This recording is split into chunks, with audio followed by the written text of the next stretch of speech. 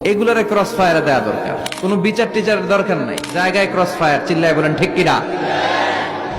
একটা পশু তার সমগোত্রীয় পশুকে হত্যা করে না। ছাগল কোনোদিন ছাগলের মারে না। একটা সিংহ আরেকটা সিংহকে নৃশংসভাবে হত্যা করে না। একটা বাঘ আরেকটা বাঘকে নৃশংসভাবে হত্যা করে না। কিন্তু একটা মানুষ আরেকটা মানুষকে নৃশংসভাবে হত্যা করে কি করে না? করে। একটা সিংহ আরেকটা সিংহকে মেরে 10 টুকরা, 15 টুকরা, 20 টুকরা করছে, এরকম কোনোদিন শুনেছেন? কিন্তু একটা মানুষ আরেকটা মানুষকে শুধু নৃশংসভাবে হত্যাই করে না, হত্যা করে 10 টুকরা, 15, 20 টুকরা করে বস্তাবন্দি করে ক্ষেতের মধ্যে ফেলে দিয়ে আসে। এরকম ডাকাত ছাড়া নাই। পৃথিবীতে মানুষের বড্ড অভাব।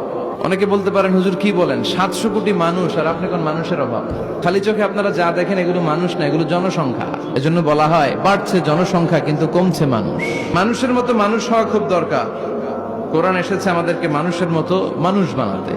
আমি প্রায় বলি যে গরুর পেট থেকে বেরোলে ওটা গরু হয়ে যায়, ছাগলের পেট থেকে বেরোলেই ছাগল, মুরগির পেট থেকে বেরোলেই মুরগি। কিন্তু মানুষের পেট থেকে বেরোলেই ওটা মানুষ হয় না, ওটার মানুষ করতে হয়, ওটার মানুষ বানাতে হয়, ঠিক কিনা?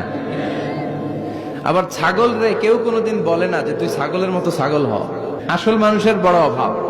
তো এই কোরআনটা এসেছে আমাদেরকে আসল মানুষ বানাতে, মানুষের মতো মানুষ বানাতে। আপনি আপনার ছেলেরা এই বইটা পড়াই দিয়েন, দেখবেন মানুষের মতো মানুষ হয়ে গেছে। এই ছেলে আর চাঁদাবাজি করবে না, টেন্ডারবাজি করবে না, খাদ্যে ভেজাল দিবে না, মাছে ফরমালিন দিবে না, কোন সুন্দরী নারীকে মাঝরাতে পেলে ধর্ষণের চেষ্টা করবে না। চিল্লা এখন ঠিক কিনা?